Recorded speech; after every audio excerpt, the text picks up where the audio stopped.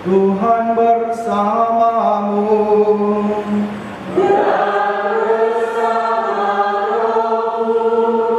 Inilah Injil suci menurut Yohanes. Dimuliakanlah Tuhan. Sekali peristiwa, Yesus berangkat ke seberang danau Galilea, yaitu danau Tiberias. Orang banyak berbondong-bondong mengikuti dia, karena mereka melihat mukjizat yang diadakannya terhadap orang-orang sakit. Yesus naik ke atas gunung dan duduk di situ dengan murid-muridnya. Ketika itu, Paskah, hari raya orang Yahudi, sudah dekat. Ketika Yesus memandang sekelilingnya dan melihat bahwa orang banyak berbondong-bondong datang kepadanya, berkatalah ia kepada Filipus, "Di manakah kita dapat membeli roti supaya mereka dapat makan?" Hal itu dikatakannya untuk mencobai Filipus, sebab ia sendiri tahu apa yang hendak dilakukannya. Jawab Filipus kepadanya, "Roti seharga 200 dinar tidak akan cukup untuk mereka ini, sekalipun masing-masing mendapat sepotong kecil saja." Seorang dari murid-muridnya, yaitu Andreas, saudara Simon Petrus, berkata kepada Yesus, "Di sini ada seorang anak yang mempunyai 5 roti dan 2 ikan. Tetapi apakah artinya untuk orang sebanyak ini?" Kata Yesus, "Suruhlah orang-orang itu dulu. Adapun di tempat itu banyak rumput, lalu duduklah orang-orang itu, kira-kira 5.000 laki-laki banyaknya." Sesudah itu, Yesus mengambil roti itu, mengucap syukur dan membagi-bagikannya kepada mereka yang duduk di situ. Demikian juga dilakukannya dengan ikan-ikan itu, sebanyak yang mereka hendaki. Setelah mereka kenyang, Yesus berkata kepada murid-muridnya, "Kumpulkanlah potongan-potongan yang beling, supaya tidak ada yang terbuang." Mereka pun mengumpulkannya dan mengisi 12 paku penuh dengan potongan-potongan dari 5 roti jelai yang beling setelah kurang makan. Ketika orang-orang itu melihat tanda mukjizat yang telah dilakukan Yesus, mereka berkata, "Dia ini adalah benar-benar nabi yang akan datang ke dalam dunia." Karena Yesus tahu bahwa mereka hendak datang dan hendak membawa dia dengan paksa untuk dijadikan raja. Yang mikir lagi ke gunung seorang diri. Demikianlah sabda Tuhan. Terpujilah Kristus.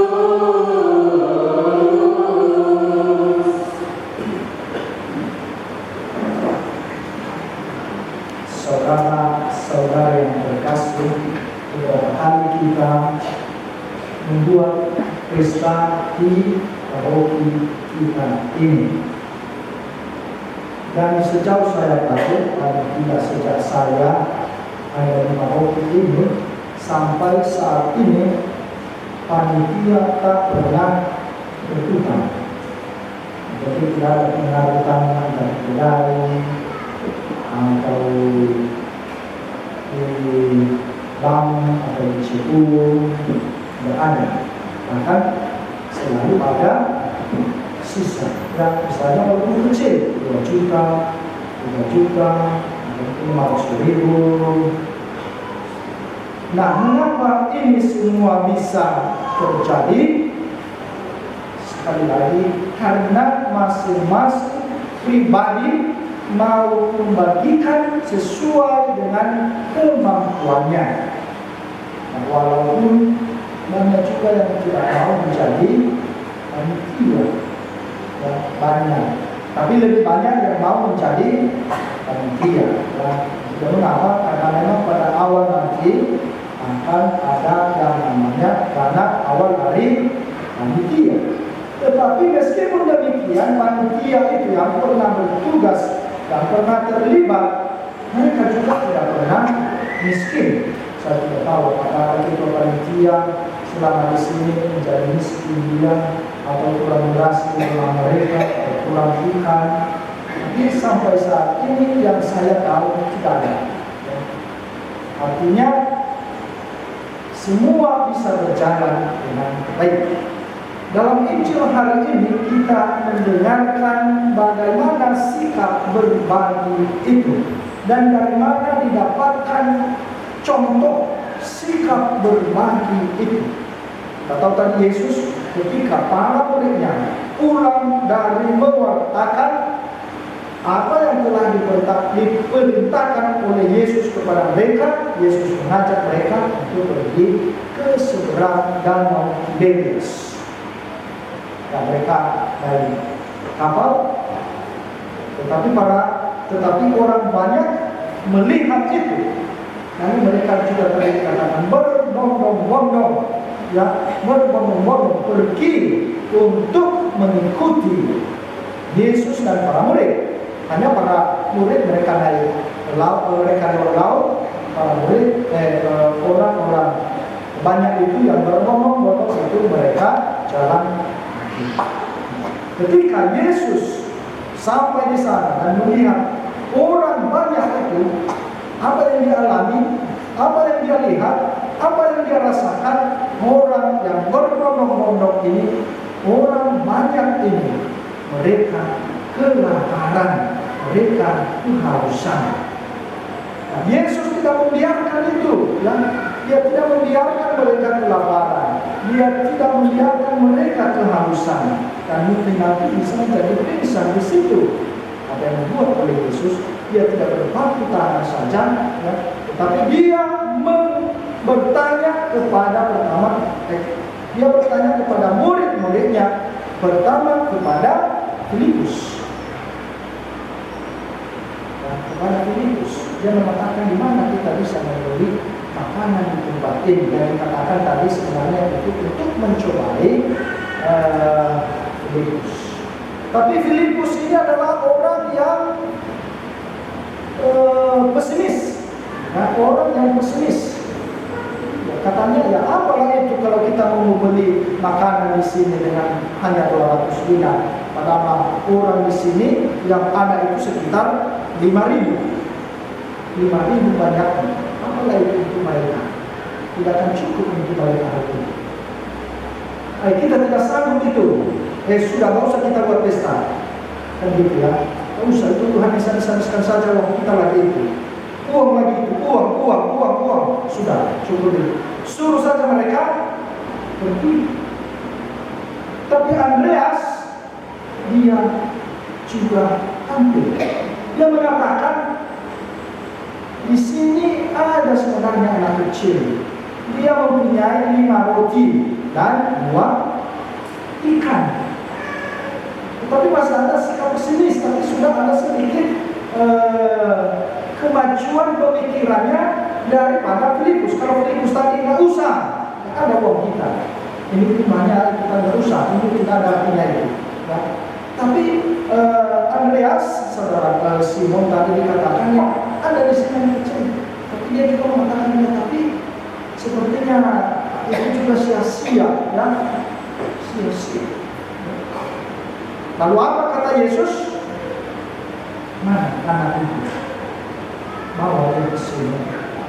Berikanlah itu yang ada itu. Apa yang ada padanya? Ini 5 roti, 2 ikan. Apa yang dibuat oleh Yesus dengan yang sedikit ini? Dia menghadap ke atas. Dia melihat ke atas. Ya. Dia melihat ke atas. Dia hanya melihat ke bawah. Dia tidak hanya melihat hal-hal duniawi ini. Bukan itu yang diandalkan. Tetapi yang sedikit ini dia ucapkan syukur kepada Tuhan. Dia bersyukur kepada Tuhan. Dan sebenarnya membuat mujizat ini adalah anak kecil ini. Ya. Cuma juga kalau dikatakannya, saya tidak mau kasih lebih dari. Tetapi dia rela membagikan itu kepada orang-orang yang sebenarnya sudah berpikir lebih matang, sudah dewasa, sudah tahu tentang kerajaan Allah. Tapi dia ini orang yang polos, dari orang yang sederhana ini. Dari situlah Yesus mendapatkan modal, dan modal yang sangat sedikit ini, dan dia rela memberikan itu kepada Yesus. Dan dari situlah Yesus membuat mujizat, memperbanyak roti, memperbanyak ikan itu. Disuruh mereka duduk. Kalau dari Injil lain, ya karena keempat Injil menuliskan atau menceritakan tentang perbanyakan roti ini. Ada yang 50, ada 100. Di sini mereka dikumpulkan dalam kebersamaan. Ini mengingatkan juga kita tentang Mazmur 23 tentang gembala yang baik. Dia membawa ya domba-dombanya ke rumput yang hijau. Yang sama juga seperti ini. Yesus di situ hadir sebagai gembala, di mana dia memberikan makanan kepada yang lapar. Dan kita tahu tadi saudara-saudari yang terkasih, setelah Yesus bersyukur, setelah Yesus berterima kasih, mungkin dia mengatakan terima kasih ada anak kecil ini, syukur ada anak kecil ini Tuhan, ya, sehingga ada modal kami.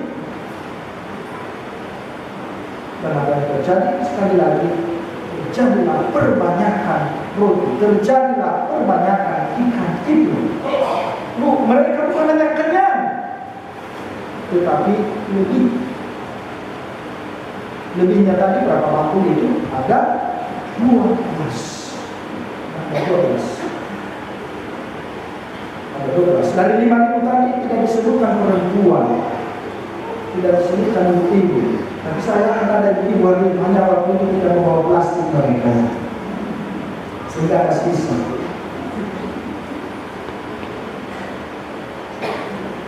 Nah, apa juga yang mau dikatakan kepada kita? Pertama tadi adalah memberikan dengan tulus, mau berbagi dengan tulus apa yang dia miliki.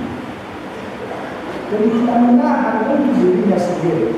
Saya teringat dengan seri Bapak Kevin Eva ketika Nisa di rumahnya waktu itu untuk penyerahan secara resmi kepada anaknya HP.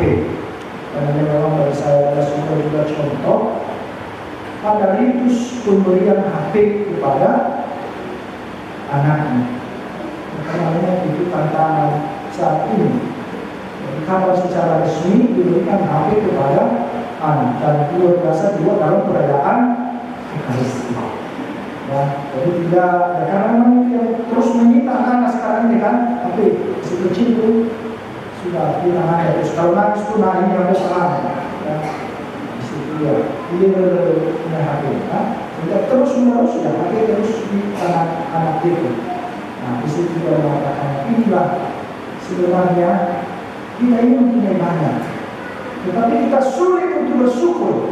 Kita tidak memberikan kepada Tuhan supaya Tuhan mendoakan sehingga itu menjadi berlimpah, ya, supaya itu menjadi banyak. Kita sulit memberikan kepada Tuhan. Kita sulit mengatakan Tuhan ini yang saya miliki. Ya. Doakanlah ini, berkatilah ini, sehingga dia menjadi melimpah. Tapi karena memang itu kemanusiaan kita kalau saya berikan, makanya kalau ada dia pada di parok lain, kan di parok kita, kalau ada mau kasih kolekte, kalau 5.000, ya pasti dia ke kedai dulu. Kayaknya, so kalau kita bisa dulu, kan, kalau itu bisa dilakukan. Dia itu masuk di laut, masuk di sehari-hari, beberapa sudah ini. Nah, itu Tapi di paroki kita, saya yakin tidak ada yang seperti itu. Bahkan kalau yang 5.000 kolektifnya, mengapa yang 5.000? Padahal yang kita terima dari Tuhan sudah banyak selama 1 minggu ini. Nah, sekali lagi Bapak Ibu dan saudara-saudara yang terkasih, yang sedikit itu di tangan Tuhan akan menjadi berlimpah. Ya. Sekali lagi, yang sedikit itu akan menjadi berlimpah. Dan orang yang bersyukur itu adalah orang memang yang selalu merasa cukup dalam hidupnya. Dan orang yang tak pernah merasa cukup itu adalah orang yang sulit untuk bersyukur. Dan orang yang tak pernah merasa bersyukur itu memang terus-menerus dia tak pernah memikirkan orang lain, dia hanya memikirkan dirinya sendiri. Dia tidak memikirkan bagaimana kehidupan orang lain, bagaimana kehidupan sesamanya, atau bagaimana kehidupan lembaga di mana dia bekerja. Dan berarti saya hidup. Bagaimana lembaga itu hidup kau atau tidak, itu bukan tanggung jawab saya. Yang penting saya bisa hidup, yang penting saya bisa sejahtera. Itu sikap memang orang adalah maunya sama dia, maunya hanya dia yang bahagia, maunya hanya dia yang sejahtera. Tetapi justru itu orang yang seperti itu tidak pernah akan merasa cukup dalam kehidupannya. Dan itu juga perbedaan orang Indonesia dengan orang Eropa.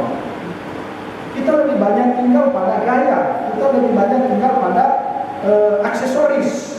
Yang beda, mobil orang-orang Eropa, mobil mereka itu kecil-kecil, yang kecil. Tidak seperti mobil kita di sini, besar-besar.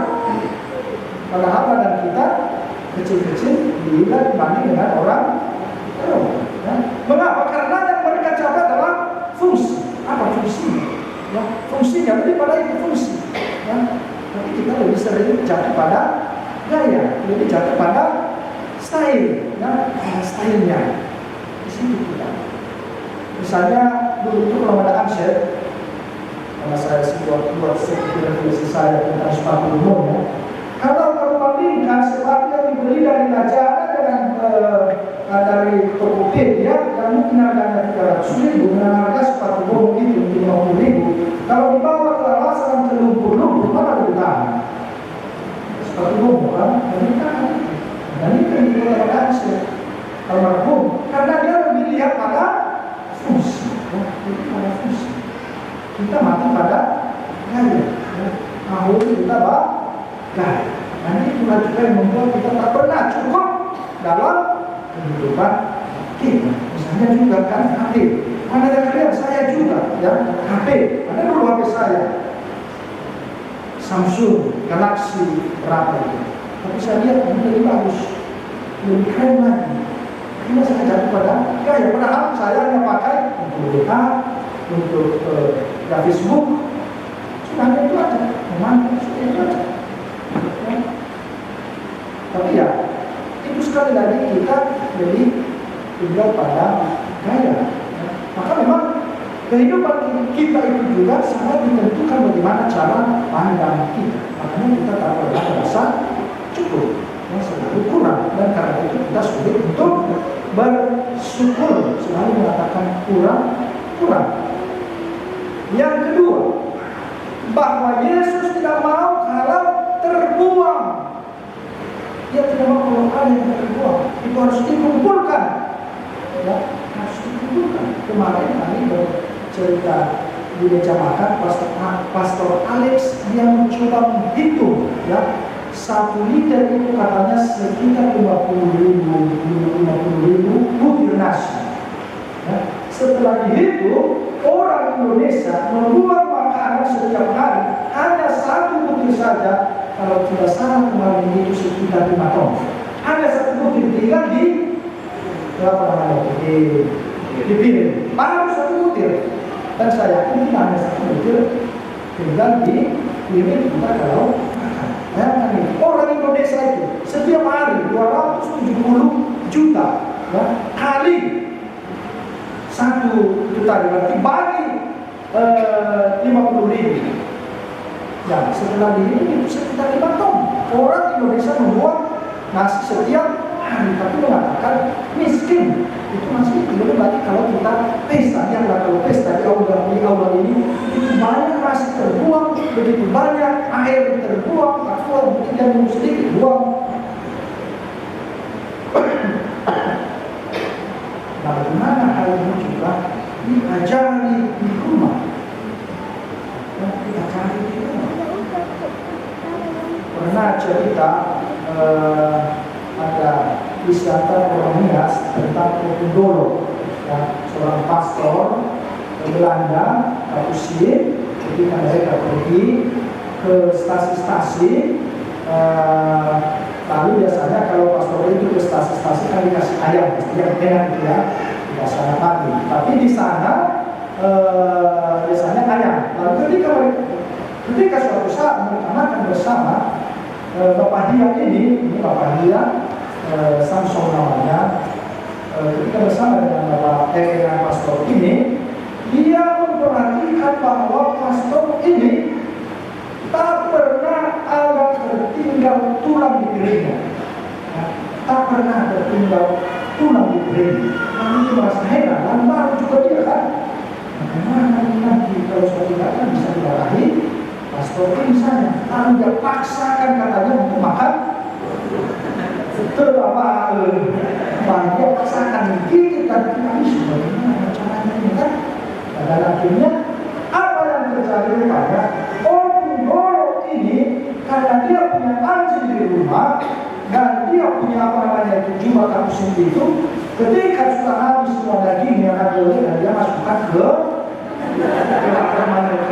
tempatnya ke kantongan itu. Jadi bukan karena dia habiskan itu, tapi dia bawa ke rumah. Dan itu adalah salah satu contoh bahwa memang Potendolo yang terkenal ya di Medan, di Kecamatan Siantar, khususnya di Saripolo, ya, itu tidak boleh terbuang, harus dimakan, ya, harus dimakan. Tapi kalau kita di sini, ya kan istilahnya orang Batak ya, bangga sama lelongan siang kebutuhan, ya. Boleh ibu anak kalau di sini kalau boleh ibu pencuannya mau kaburnia, boleh ibu pencuannya mau kaburnia. Lebih besar matanya daripada yang dia makan, diambil, lagi kalau dia sedang itu, jangan diambil. Nah, nanti tidak habis dimakan. Kalau pendidikan di khususnya di suster itu dipaksa itu harus habis. Jadi ibu magisterannya itu nanti akan berjalan, ya, akan berjalan. Jangan ada yang tersisa dan jangan ada yang terbuang. Ya, jadi makanya juga kalau kalian pergi ke biara, kalau bukan waktu makan, ya jangan harap ada makanan, ya, karena tidak ada sisanya, semua harus dihabiskan. Sekarang ini masih ada karena ada resiko paling itu yang bersisa. Makanya juga kalau kami itu jadi hitung semua itu. Jadi kalau kamu tidak ada waktu makan, jangan harap tadi ada, jangan ada lagi makanan karena sudah dijaga tadi paling lebihnya itu satu. Ya. Karena kalau ikan apa namanya itu bambu, kalau mau minum, mau pas. Dan itu memang belajar bagaimana dibuat, ya pas, ya pas jumlahnya. Dan itu juga saudara kita belajar diajari kepada anak-anak, ya supaya jangan ada yang lebih, ya jangan ada yang lebih. Seperti yang sudah dibuat oleh Yesus, ya jangan ada yang terbuang. Mari Bapak dan Ibu kita memberikan apa yang kita miliki. Nah, itu sudah terpanjang. Kita harus bedakan yang disebut dengan pemberian itu dibedakan. Yang pemberian itu ada bakat dan ada anugerah, ya. Ada bakat, ada anugerah. Bakat itu misalnya dia pintar main full, main gitar, main musik, melawat.